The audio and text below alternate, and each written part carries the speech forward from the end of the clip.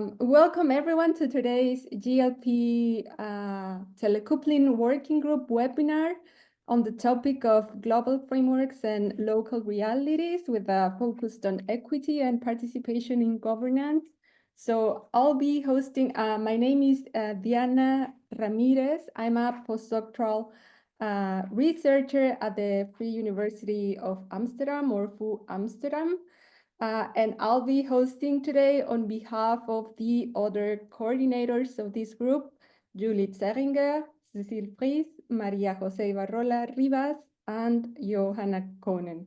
So before we dive into today's presentations, I would like to quickly share some information with you about this working group. So the main aim of this group is to provide a platform for the interdisciplinary exchange on all topics related to land system science and telecoupling research, with a strong focus on methodological and conceptual questions, but also on empirical issues as well related to this topic.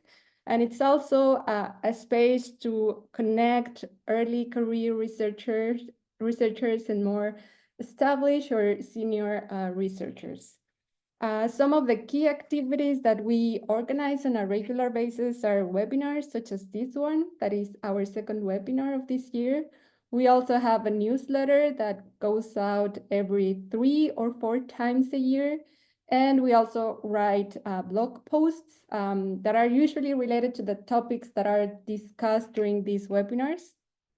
We're always happy to hear from you, whether it's ideas about future webinars or content on the newsletter or other types of collaborations. So if you're a member of this group, feel free to get in touch with us. And if you're not a member yet, you're very welcome to join. So you can subscribe to the working group through the GLP website, but I believe there's a link in the chat as well. So you can click that link and subscribe, and we'll be very happy to see you as a new member of the group. So I believe that's all. That's enough for advertising. So let's move on to today's topic. Today we are excited to welcome 2 speakers, Van Nguyen and Carlos Bolaños Aguilar. Van is a postdoctoral researcher at the Wyss Academy for Nature, based in Bern, Switzerland, and she will be sharing some of her work on the global biodiversity framework, whole of society and whole of government approach. And Carlos is a PhD student at UNAM, that is the National Autonomous University of Mexico, and he will be sharing his research on the denomination of origin of Mezcal as a governance mechanism in Mexico.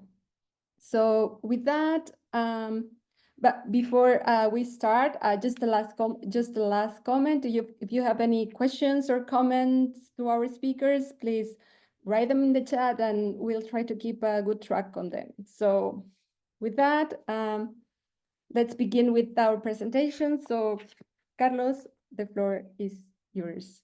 Let me stop sharing. Okay, thank you. I will be sharing my screen. Yeah, my presentation, let me see, where is it?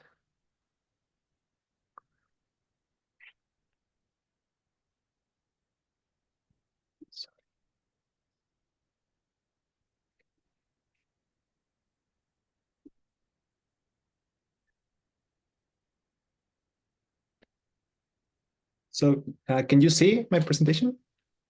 Okay, thank you. Yeah, thank you. Thank you so much for organizing this. Thank you, Dana, for the presentation.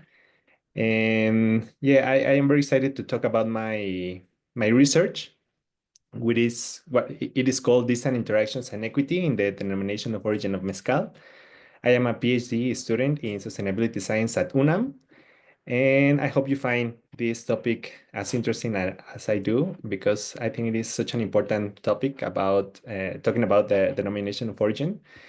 And yeah, I'm going to start by, let me see.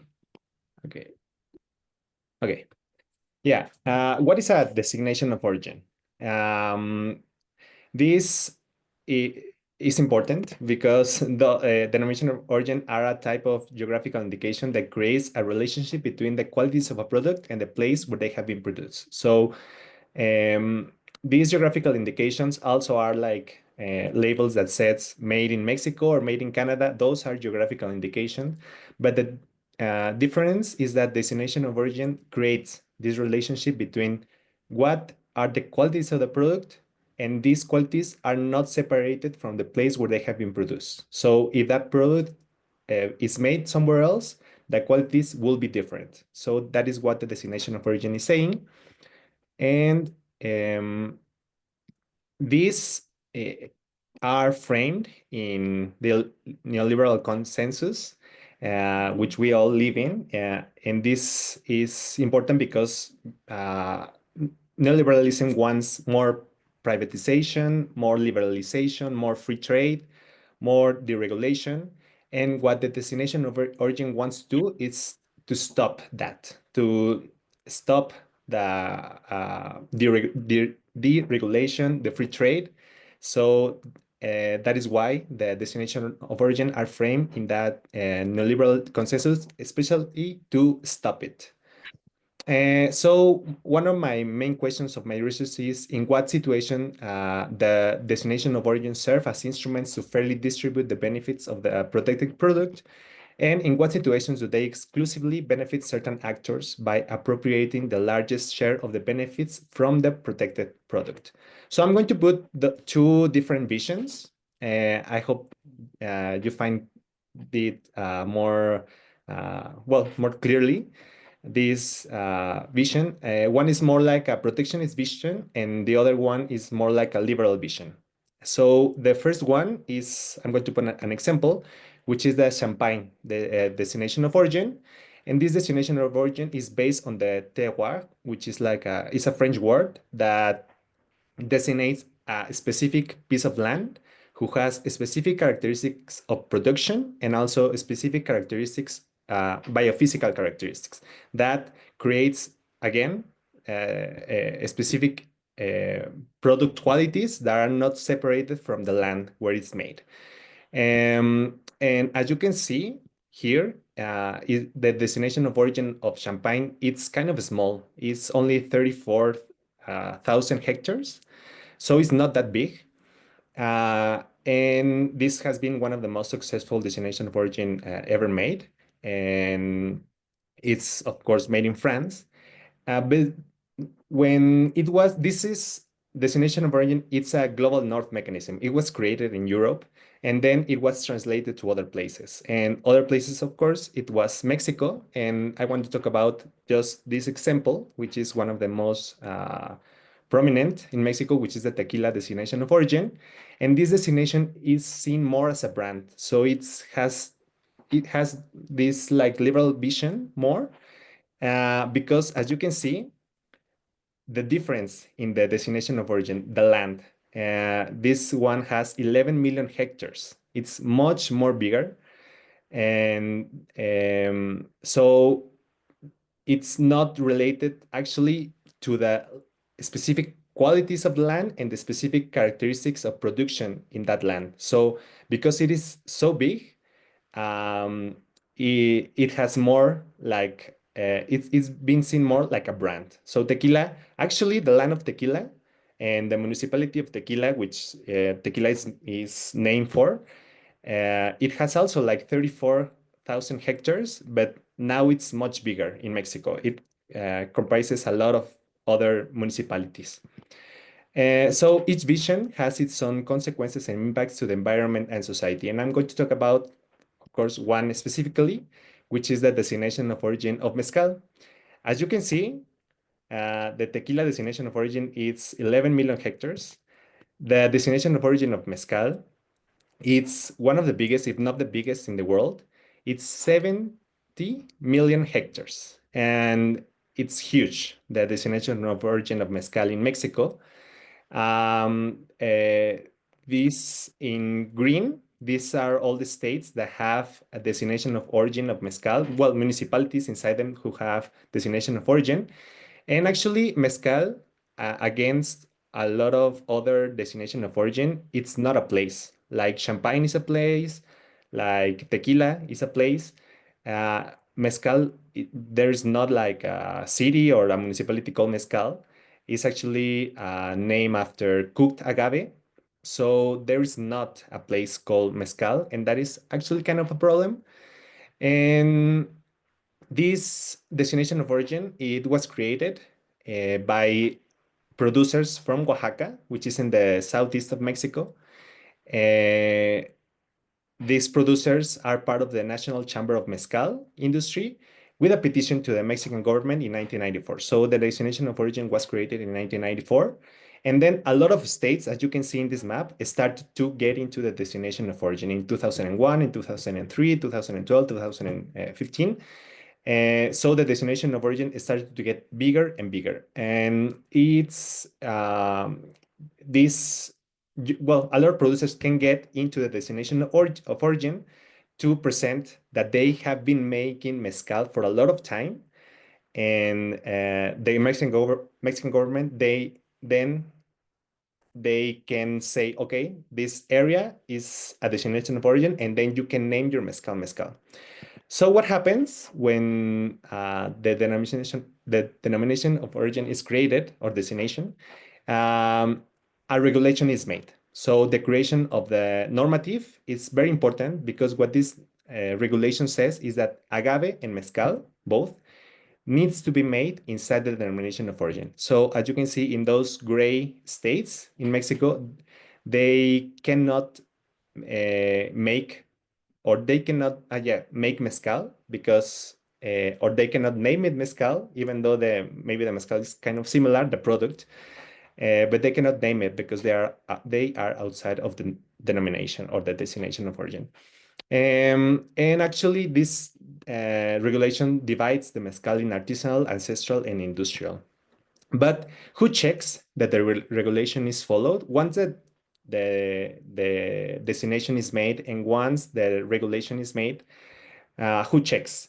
And I want to focus specifically on this because there are regulatory bodies in Mexico. There are like 4 or 5, but the main one is the Mexican Mezcal Quality Regulatory Council that is checking that the producers are following the regulation, and then the regulatory body says, okay, your mezcal can be named mezcal because it's following all the regulation.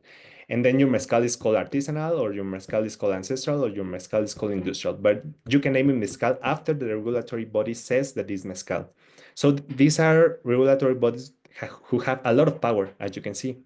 And once a producer is certified, you can get it. Okay, and you are certified, and then this means that you are protected by the Lisbon Agreement, which says that all the countries who are part of this Lisbon Agreement, they also recognize the designation of origin of other countries. So mezcal, because it's a destination of origin recognized in Mexico, then all the countries who are in the Lisbon Agreement, who are mainly in Europe, they also protect that destination of origin of mezcal. It's also protected by free trade agreements, for example, with the United States and Canada. And inside of Mexico, it's protected by the industrial property law. So yeah. So I want to talk about the creation of many inequities that is happening in the scenarios where agave mezcal producers in Mexico find themselves. And of course, we can see that the first scenario is kind of like uh, uh, perfect, or well, if all the agave mezcal producers are within the denomination of origin and all are certified, okay, that will be good, kind of, and that will be something kind of idealistic, but that is not happening all the time. And I'm going to talk about this second scenario because I found it so interesting, is that there are agave mezcal producers within the denomination of origin in these green states who are not certified. And why these producers are not certified? There are a lot of reasons. Well, the certification is kind of costly, so it costs money. It's hard to get. It's a bureaucratic process who is kind of hard, and some producers just give up. There are indigenous communities who actually don't know how to get it, and of course, the process is in Spanish. So there are indigenous communities who doesn't know how to get the certification. So they cannot get inside the certification and they cannot name their mezcal. And there are other producers who actually don't want to get into they don't want to get certified. They don't like the idea of getting certified. They don't like the idea of this mechanism coming from the global north. They don't like this idea of they following this regulation. So they actually don't want to. There is this third scenario, which I also found very interesting, with their agave mezcal producers located outside the dome. So in these gray states, because the denomination of origin is created through geographical, political limits, it left producers outside. So there have been producers from these great states that you can see here who have been making mezcal for a lot of years. And then suddenly, after the creation, they cannot then name their mezcal because now they are left outside of the denomination. So that is happening actually. And the fourth scenario is the ones with states who have this like green, golden color, who have, it's very interesting. They want to get into the denomination of origin, but then producers and the regulatory bodies, especially from Oaxaca, which is the main mezcal state, they say that they don't want other producers on other states to get into the denomination of origin because of course, if the destination of origin it's bigger, then it's more competence. So they say, no, we created this, and they just want to get into the yeah, like into the flair of the mezcal that we have created. We have popularized mezcal, and now they want to get into this, but we don't want to. So there are producers from other states who want to stop the to other states to get into the denomination or the destination of origin. So this, as you can see, creates a lot of inequities. And the main one is that, of course, if you are certified and you are inside of the designation of origin, you can name your mezcal. But if you are outside or if you are not certified, you have to call your mezcal agave distillate. And this creates kind of like, yeah, inequity because of the name. So yeah, what I have found till now is that mezcal producers make their product through artisanal products. I made this field work last year, and I went and I wanted to know more about it. Uh, what I found out is that the denomination of origin and certification are important mechanisms primarily for export. A lot of producers from this part where I went, they said, okay, certification is only important because because mezcal is important. The name of mezcal is important in other countries, but in Mexico you can call it agave distillate and say that it is like artisanal and it's more artisanal even than mezcal. Call it mezcal, and then you can export it inside of Mexico. But outside of Mexico, it's important to call it mezcal. So that is why we want to get certified. The expansion of the denomination is viewed negatively, mostly by everyone. So they say that it needs to be regulated, and some producers have protested to prevent its expansion. Mezcal production generates local environmental impacts. However, these are limited because the mezcal production is still not that industrial. What I found out is also that certification is a fluid process. So there are producers who, for some time, they are certified, and from other times, they are not certified. Depends on what they want to do with their product. And most mezcal is exported to other parts of Mexico and in the world. Some mezcal is still on those areas. They drink it and they use it for festivities, but mostly it's exported to other parts of Mexico and in the world. And in general, the denomination of origin is viewed as a more positive mechanism than certification. So a lot of producers actually say this to me, that can it become more like a differentiated designation? There are a lot of example of this because as you can see that the designation of origin of mezcal is huge.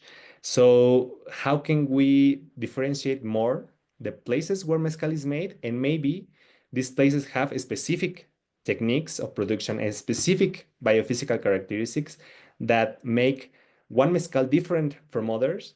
And then this mezcal can popularize, and they maybe there are consumers who want that kind of mezcal more than others. So yeah, there is like this processes that is happening. So this is kind of my work now. I say that, well, my project is like to see the difference between certified producers and not certified producers. What is that supply chain between these two? Where is it going and why? Is because of consumer preferences, and what impacts have each of these, specifically in the distribution, participation, and recognition dimensions. And I'm using these two frameworks, the telecoupling framework and the environmental justice framework, to find this. Yes, so thank you. And I am open for any questions you may have.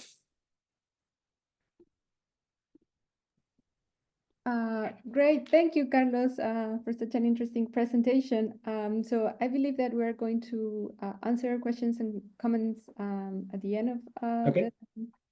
the two presentations. So now I would like to give the word to Van.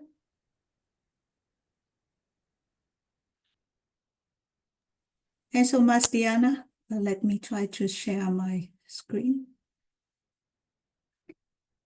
Let's share. Please let me know if you guys see the screen. Yeah, it's good. Only if you can share it in presentation mode. There it is. Thank you. Okay, that's great. Yes. So thank you. Thanks so much for this chance and for your introduction, Diana. And hello, everyone. My name is Van Nguyen. I'm currently a postdoc at this Academy for Natures at University of Bern. And this talk today is drawing from my ongoing research on the complexities of the local global biodiversity governance when I try to examine the powers, the agency, and the capacities of the diverse actors working together to translate the Kunming-Montreal's global biodiversity framework into the real grounded action. I want to start with a little bit background. You know, the narratives of the making peace with natures has gained the attractions in the United Nations Environmental Assembly number 5 report, highlighting the humanities is waving words on natures. And this crisis-oriented framings emphasize that we are not just managing environmental loss, but we are confronting systemic ruptures in our relationship with the nature world. Similarly, at the global level, under the Convention on Biological Diversity, CBD, and also the World Economic Forums, biodiversity loss is now framed as not just an environmental issue, but it is a systemic social, political, and economic problem. So in this context, in 2022, the global biodiversity frameworks were adopted at COP15 in Montreal, Canada, and it includes 23 action-oriented targets and 4 overarching goals to achieve the visions that by 2030, biodiversity is valued, conserved, restored, and wisely used, delivering benefits essential for all people and a healthy planet. And to achieve these ambitious goals, it requires the fundamental transformations across sectors and governance level.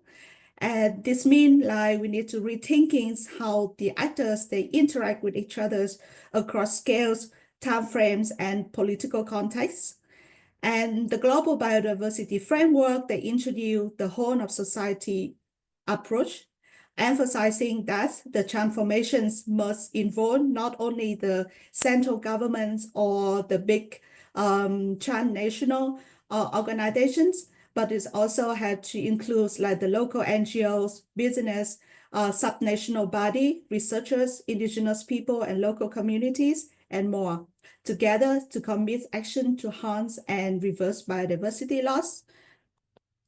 And to operationalize the whole of society approach, the CBD, they create kind of the one innovative institution arrangement.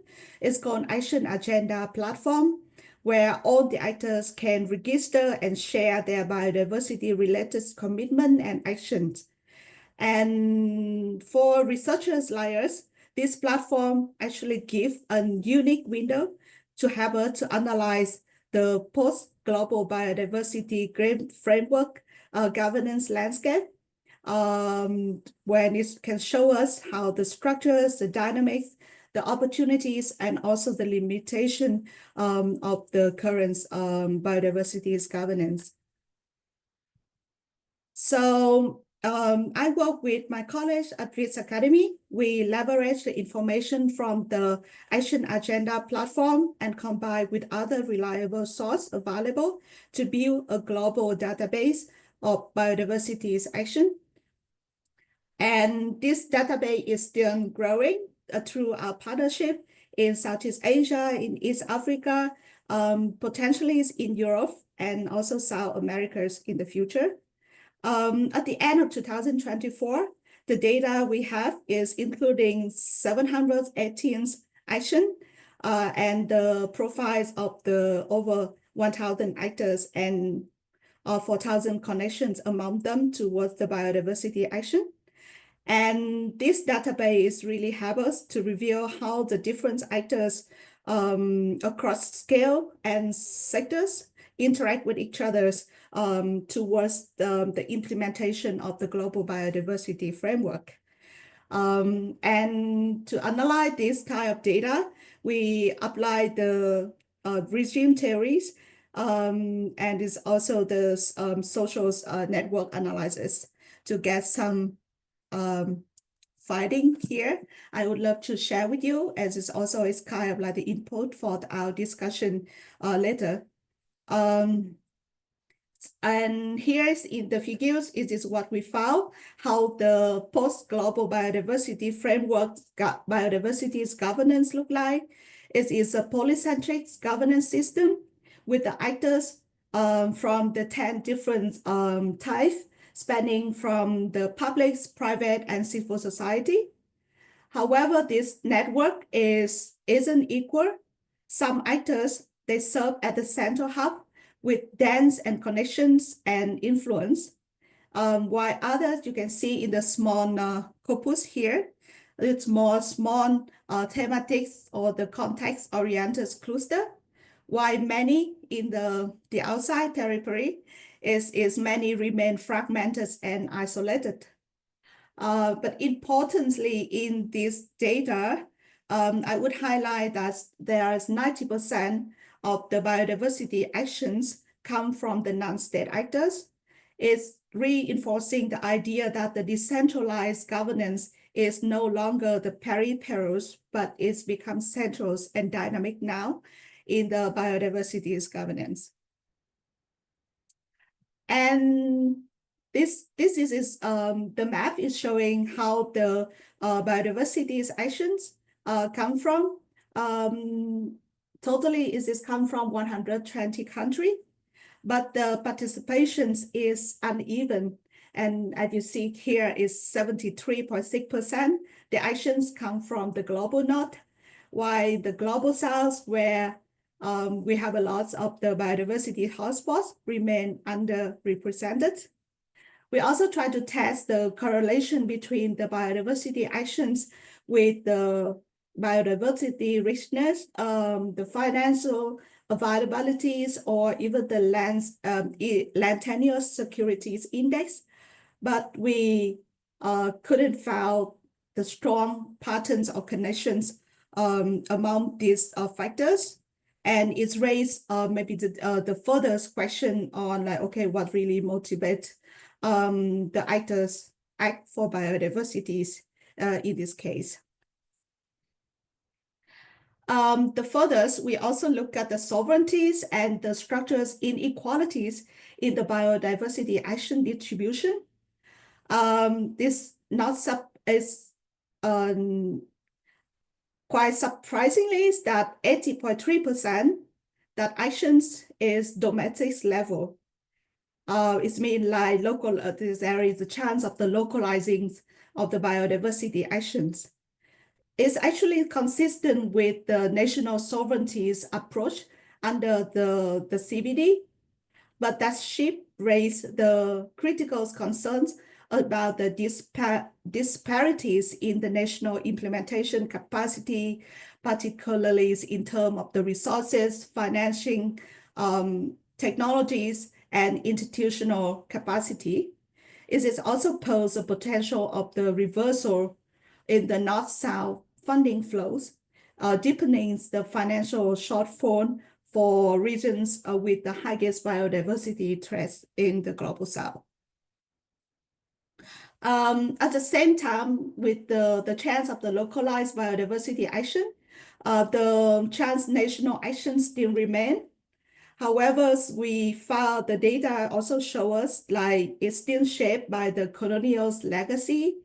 Like for example, like United Kingdom, UK, they tend to invest more, collaborate more in East Africa or South Americas. France it tend to go more surrounding the Francophone regions. And this kind of like historical ties influence where the biodiversity efforts go and who lead this, and also the funding flows. So when we look at the chance of the transnational actions, we can see like, okay, there's also opportunities of the cooperation, but they also pose that this can reinforce the dependency rather than really empowers the local leadership in biodiversity action. In analysis, we not just look at how the biodiversity is action across the scale, but we also look at how the different actors, they interact with each other. And this is how the network analysis we did, showing both at the global levels and also in the different geographical regions. And it is really show the weak linkage between the top-down national plan and the bottom-up grassroots actions. And the governments may be currently drafting new national biodiversity strategies and action plan, but they rarely connect with the broader community of the practice in the overall global patterns, but also in the geographical regions. And you see here, we have the 5 main regions in Europe, in ASEAN, Africa, North and South America. It's also one of the interesting findings we saw is the emergence of the middle out space that we call this middle out space, as when all the communities of the practice and non-state actors, they create the very highly connected intense space where the business, subnational authorities, NGOs, researchers, and also some others public organizations, they form the very dense coalition in between. And this is the hypothesis, and we are go deeper now in the case study of the Southeast Asia and also East Africa to see the potential of this middle out level may place at the key drivers to enabling the system change, complementing both the top-down and the bottom-up strategies. Yes, we not just look at the action, how its distribution across scale or actors. We also analyze the dominant discourse, which is a frame how the actor, they understand and justify their action towards the global biodiversity framework. And we found the 5 main narratives shaping in the biodiversity's governance landscape now. The first one is try to mobilize the action through the action agenda to make the contribution of the different actors visible at the global level. The second type, discourse is mainstreaming into the economic sectors, especially in the agricultures, and is really linked with the presentation that Carlos is just shared with us. The third chance is focused on the nature-based solutions for nature-positive outcome. The fourth is the sustainable consumption and productions. And the last one is the traditional knowledge and intellectual properties and the equities in benefit sharing of the genetic resources. And we also discussed this file. There is kind of what we call cherry picking problems in the process of the Global Biodiversity Framework implementation. Despite the equally importance of the targets, we see now the actors, they also tend to focus on some certain theme and targets while neglecting the others. And this selective reach undermines the transformative ambitions of the Global Biodiversity Framework in general. For example, here in the figure, you can see like in terms of target, like most of the actors now focus on the target 21. It means ensure that biodiversity's informations are available to guide the biodiversity action, or two others like quantitative targets. It's target number 3 related to the 30 by 30 campaign, and also more traditional like species conservations with the target number 4. And not only cherry picking with the targets, the actors is also tend to be cherry picking in terms of the action team and also ecological focus. Most of the actors, they select like mixed or general like environments instead of specific is the land system or marine coastal of the freshwater. And compared with all others, the ecosystem, you can see like the marines, coastal and the freshwaters ecosystem is somehow like receive less attention compared with the other type of ecosystem.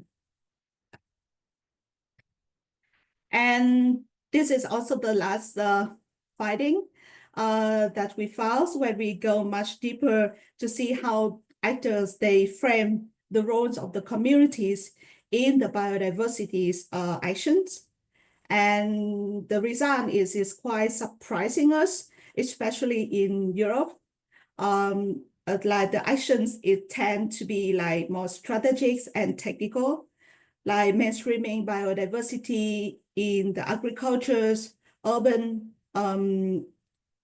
areas, or promote institutes conservation rather than empowering the community-based approach. It is totally different with the Africas and in ASEAN, when the local communities and indigenous peoples are considered as the strategic partners in the biodiversity action. Like I'm happy today here is also in the audience. We have our partner, Mr. Daze, come from the non-timber forest products exchange program, who coordinates a regional Southeast Asia civil society forum for social forestry. So maybe in the discussion sections, he can share a little bit more the movement now in the regions.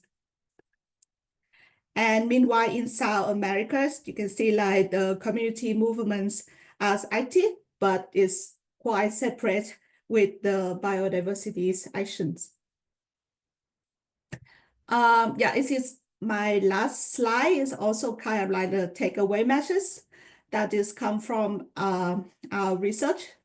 That's the whole of society's approach in the Global Biodiversity Framework is more than just calling for the broad participation. It really represents a distinctive governance shift and also build the capacity for the mid-to-out actors or communities of the practice. And these actors can play the crucial roles as the translators, brokers, and innovators connecting the global goals to local realities. However, as I mentioned in the previous slide of our finding, that the actors and the meso-level space face a significant challenge in terms of the funding gap, post-colonial power dynamic, cherry picking of the actors who you collaborate with and the actions, and also the still ongoing the recognitions of these actors as the independent governance partner. So I want to deliver the message that if we really want to global biodiversity framework to success over in the next 5 years, in terms of the governance lens, we should go beyond the traditional governance arrangement. And we really need to recognize, support, and invest in this middle layer, because this is where the commitments, targets, and goals are turned into the real grounded actions. And yeah, it's here. Just I end my talk and thank for your attention. Thank you very much, Van, for such an insightful presentation. You mentioned that there might be someone who wants to share her perspectives on the ground realities, or probably we can answer some questions. Does it? He's here. Do you want to share now, or Yeah, it's yeah, okay. I can can raise. share also I'll just share briefly what we do in the CSO forum. So thank you again, Dr. Van, and thanks everyone for having me here. I'm Dazzle Abapis. I'm the program officer for the non-timber Forest Products Exchange Program Asia. It's quite a mouthful, so just call it NTFPEP Asia. It's a regional nonprofit organization. We are dedicated to empower forest-dependent communities across South and Southeast Asia. So our focus really is on working with indigenous people, local communities, non-state actors like civil society organizations in the ASEAN region. And we also promote capacity building, advocacy, and knowledge sharing. So Dr. Van mentioned that she also collaborated more recently with NTFPEP, particularly with the Civil Society Organization Forum on Southeast Asia. So it's a network of different civil society organizations or non-state actors in ASEAN. More than 50 participants representing 40 organizations. And one of the recent work of the CSO Forum is really pushing the advocacy to pushing the ASEAN to develop a regional guideline on coastal maritime recognition. So, like what Dr. Van mentioned earlier, civil society played an important role not only for doing the advocacy but also contributing to shaping policy discussions and policy development at the regional level. So through many series of consultations online, because it happened during the pandemic, the civil society organizations were able to influence the development of this policy framework. And I think it's important to leverage the expertise and experience of the civil society organization that works directly with indigenous people and local communities, and also are supporting indigenous peoples and local communities with their self-representation. So just to summarize, that it's the non-state actors are really important in the governance structure in terms of implementing the KMGBF, and at the same time realizing it on the ground, translating the global indicators into operational national or subnational indicators. I'll just share the link, some publications that we can share with you relevant to the discussion. Thank you. Thank you, Dazzle. No, thank you, Dazzle. Is that the name, Dazzle? Yeah, so thank you. Yeah, so we see that we face this challenge of how to translate these global targets into local action and how really operationalize at this national level that it's such a big challenge.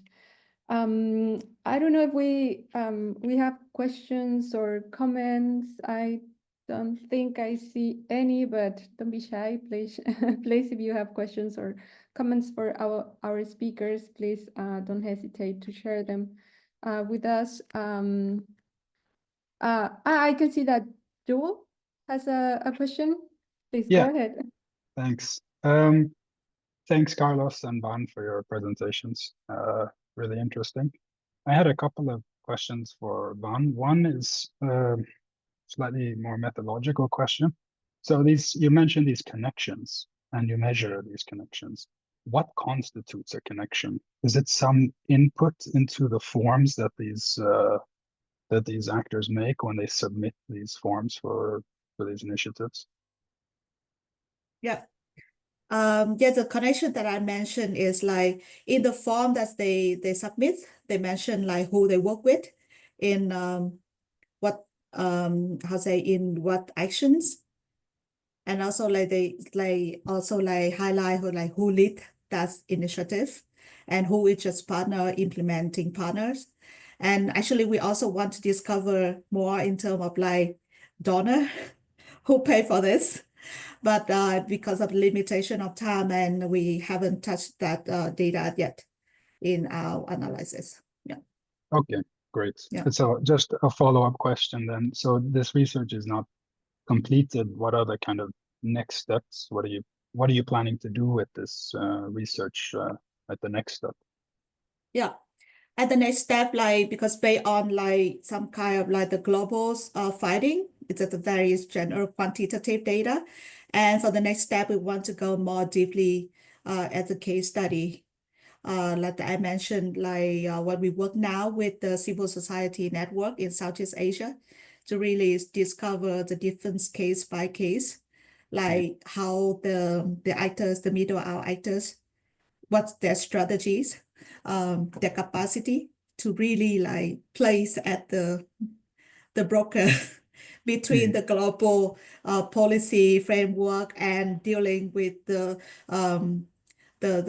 challenge in realities, and how they build the approach and the actions. So we've been based on the case study of the Southeast Asia and also East Africa.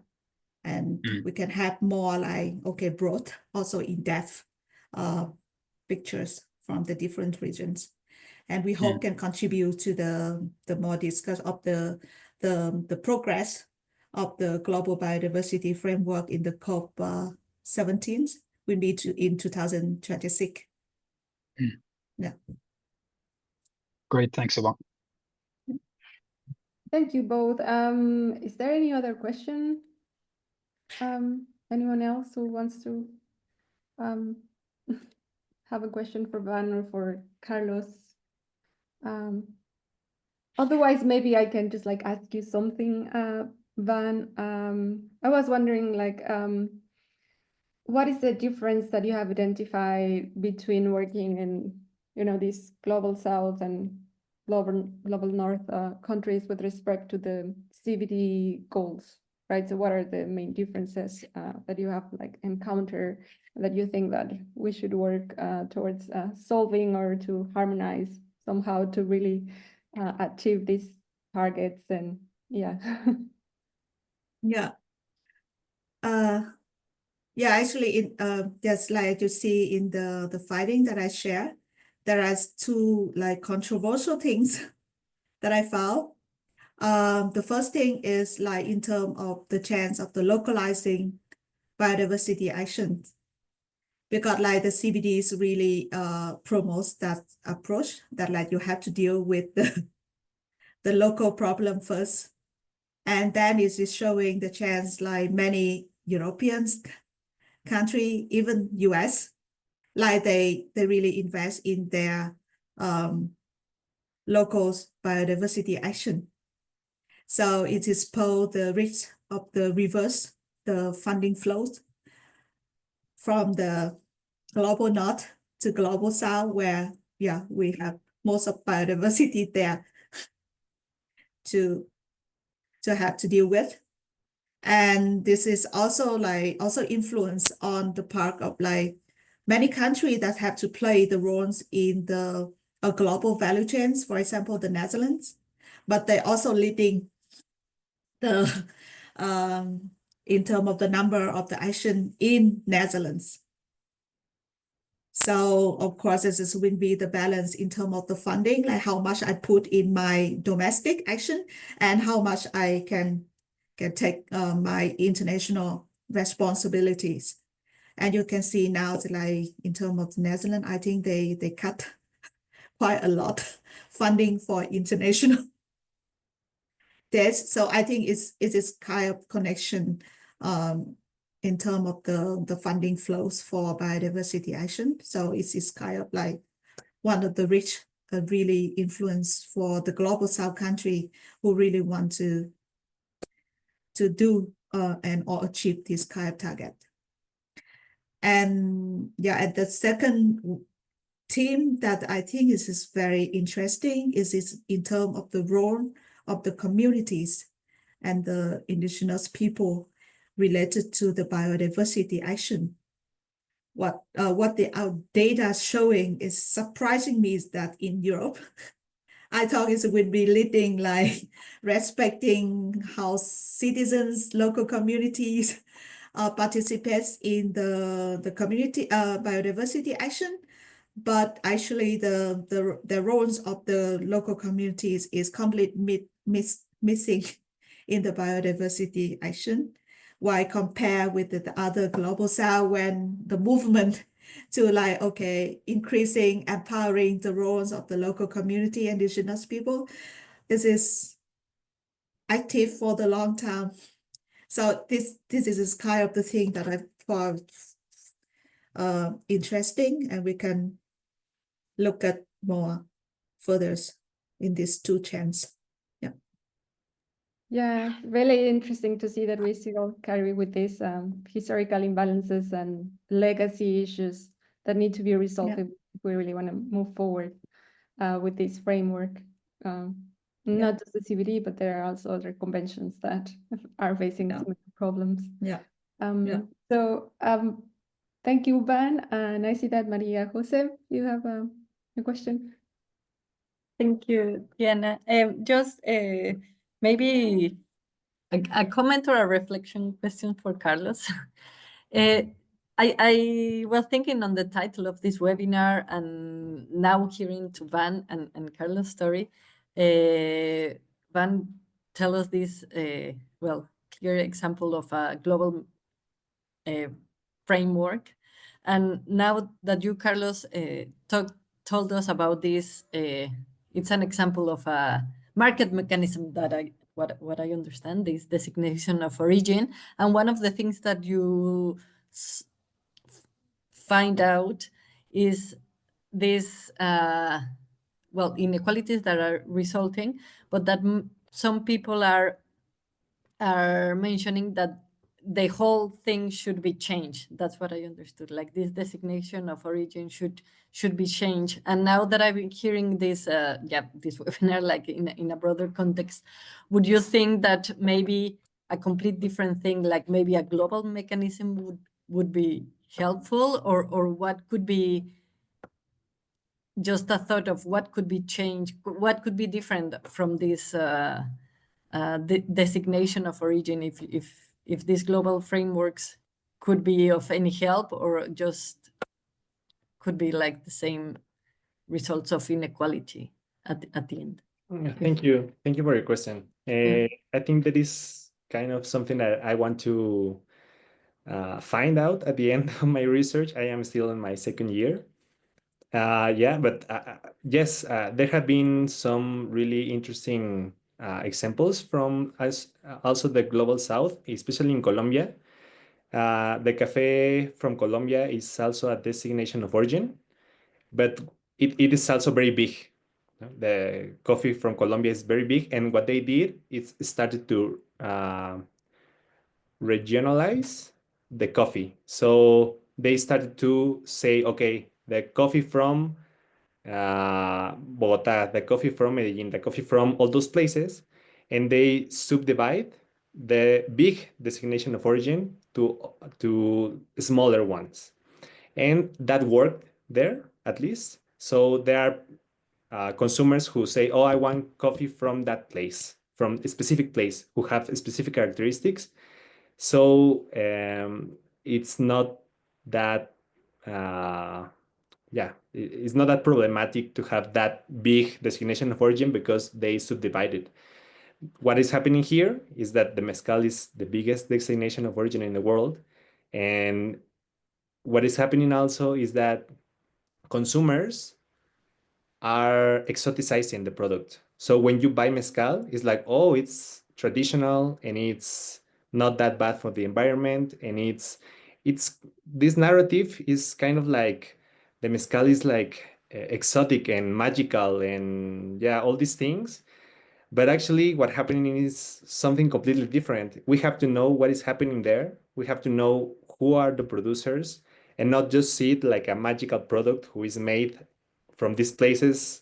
We have to relate it completely to a producer. Who are they? Why they made it? What is their background? What inequalities are they facing? Or what not they are facing, and that is, I think that can be made through a more regionalized designation of origin. Maybe completely disappear the designation of origin of mezcal because I think it's not working now as it's made.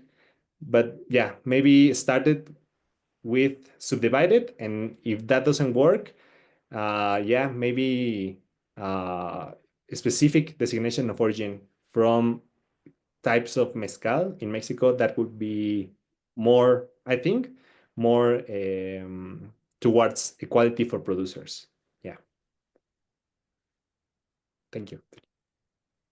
Well, thank you, Carlos. It's so interesting to learn more about the denomination of origin of mezcal in Mexico and all these asymmetries that, well, I think that we face in all supply chains, especially when you have these export-oriented products, that for us in Mexico, it's like so common, but then maybe those are destined for other consumers outside where they are produced. So yeah, really the telecoupling framework is there. So I think that we are already running out of time. So I really want to thank both Van and Carlos for joining us today, and all of you also for joining us in this webinar. And yeah, so thank you all, and stay tuned for upcoming activities. Thank you. Bye. Thank you. Thank you.